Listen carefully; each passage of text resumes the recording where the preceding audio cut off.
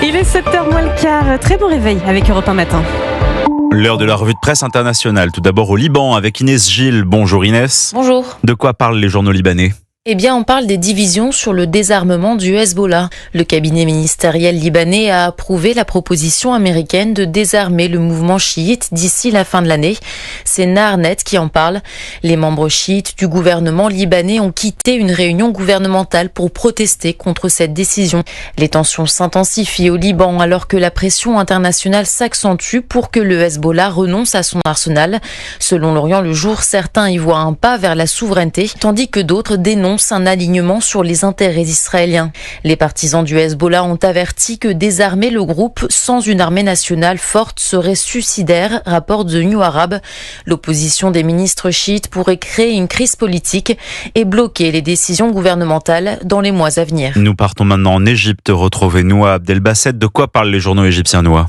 On parle d'un phénomène discret mais de plus en plus commenté, le tourisme de naissance. Des familles fortunées, notamment chez les célébrités, paient jusqu'à 45 000 € pour faire naître leurs enfants aux États-Unis et décrocher le précieux passeport américain écrit l'Ihram. Au programme, visa touristique, logement, clinique privée, tout est prévu. Mais l'ambassade américaine au Caire durcit le ton, relève le Progrès. Les visas seront refusés si l'objectif est d'accoucher sur place.